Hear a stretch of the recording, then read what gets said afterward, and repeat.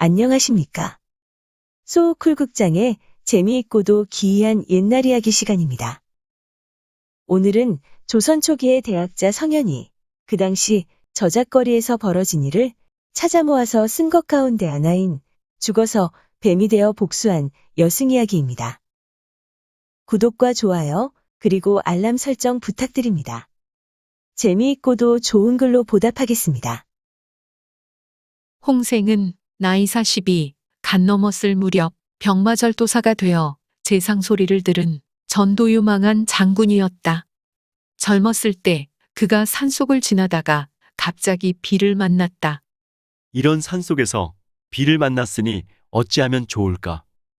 난감해진 홍생은 발걸음을 서둘렀고 빗방울은 더욱 굵어져 갔다.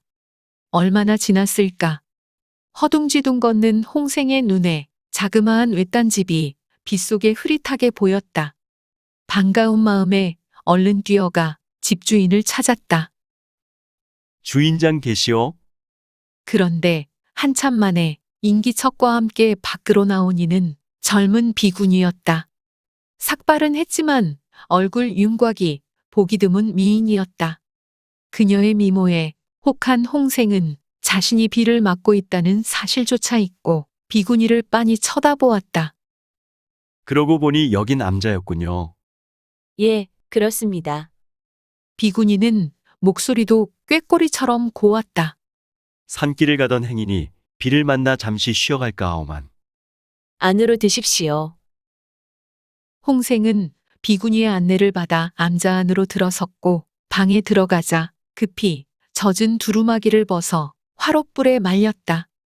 여인의 고혹적인 자태에 넋이 빠져 있던 홍생은 그 와중에도 문득 의아한 생각이 들었다. 비록 작은 남자였지만 비군이 말고는 아무도 없었기 때문이다. 어찌 스님 혼자 계십니까?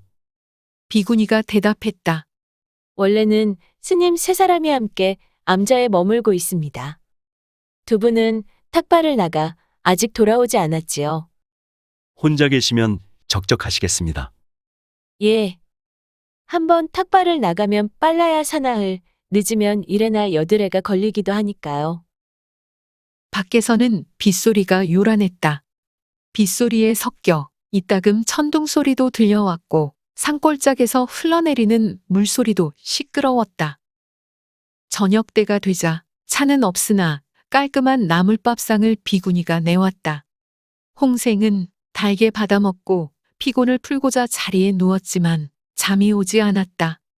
부처님을 모시는 비군이이긴 해도 젊고 아리따운 여인과 단둘이 한 방에 있다는 사실만으로도 가슴이 콩닥거렸다. 참다 못한 홍생은 벌떡 일어나 비군이에게 다가갔고 놀란 비군이가 토끼눈을 하고 그를 올려다보았다. 용서하시오. 도무지 참질 못하겠소이다. 홍생이 비군이의 손목을 덥석 움켜잡았다. 그러자 비군이는 이를 악물며 머리를 가로저었다. 홍생이 계속해서 힘으로 제압하려 하자 여승이 갑자기 품속에서 은장도를 끄집어내더니 자기 목에 겨눴다. 저는 선비님의 하룻밤 놀이개가 아닙니다. 오해하지 마시오. 하룻밤 놀이개로 여기는 것은 결코 아니오. 그러면 당신과 혼인하겠소. 홍생의 말이 끝나자 비군이는 고개를 숙여 외면할 뿐 뿌리치지는 않았다. 이에 용기를 얻은 홍생이 두 팔로 비군이의 허리를 감았고 비군이는 두 눈을 감은 채 가만히 있었다. 그렇게 하룻밤이 지나갔다. 이튿날 아침 비군이가 홍생의 무릎을 잡고 애원했다. 나으리와 하룻밤을 보냈으니 저는 이미 속인이 된 몸입니다. 그러니 약속대로 저를 데려가 주십시오. 홍생이 대답했다. 당연한 일. 내 어찌 그대를 저버릴 수 있겠소. 하지만 내 지금은 한양으로 올라가는 길이라 데려갈 수 없고 내년 이달 이날에 꼭 다시 찾아오리다. 다 준비해서 데리러 올 테니 딱 1년만 참고 기다려 주시오. 예, 그렇게 약조하시니 믿고 기다리겠습니다.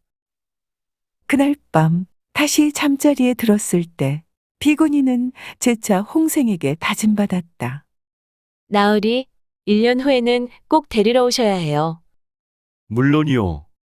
만일 그러지 않으시면 아마도 이 몸은 죽어버릴 것입니다. 이런 별 흉측한 소리를 다 하는군.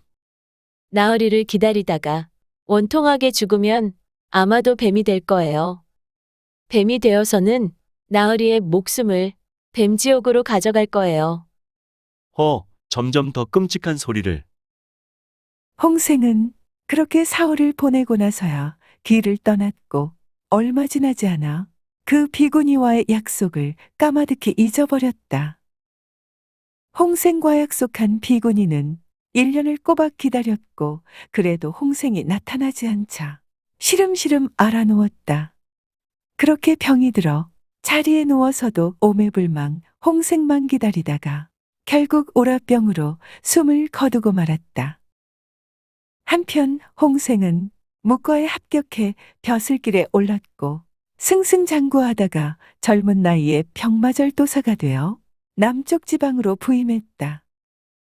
어느 날 홍생은 방 안에 들어온 도마뱀 한 마리를 발견했다.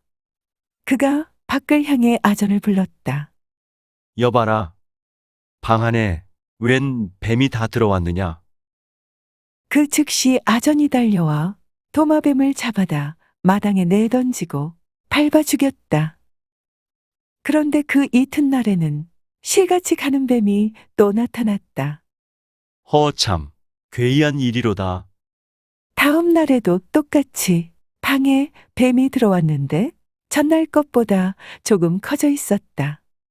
이번에도 아전을 불러 잡아 죽이게 했는데 홍생은 문득 의아한 생각이 들었다. 그러고 보니 전에 내가 산소감자에서 비구니와 사흘을 보낸 일이 있었구나.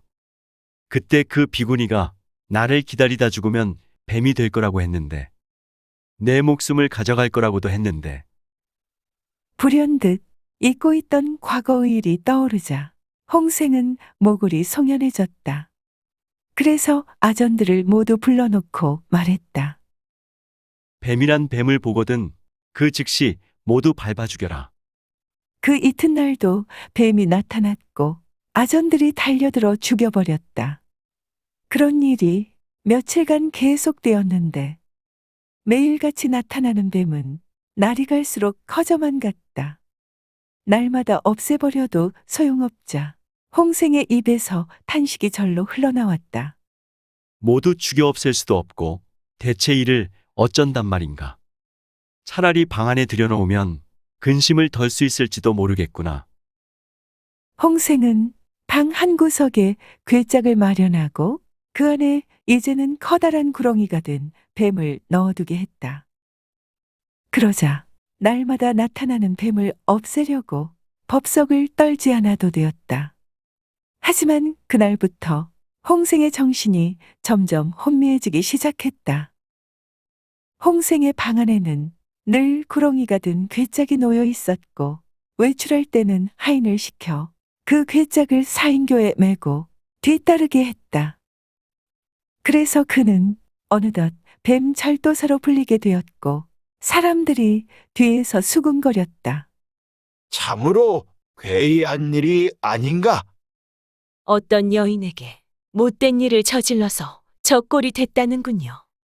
아녀자가 한을 품으면 5~6월에도 서리가 내린다지 않던가요.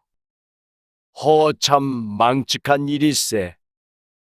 홍생은 날이 갈수록 정신이 혼미해졌고 얼굴도 야위어 눈만 퀭했다.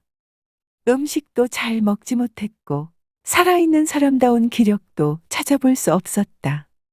그러다가 결국 나이 50도 못 되어 비명에 가고 말았다. 참고문헌 및 자료 출처 소개해 올리겠습니다.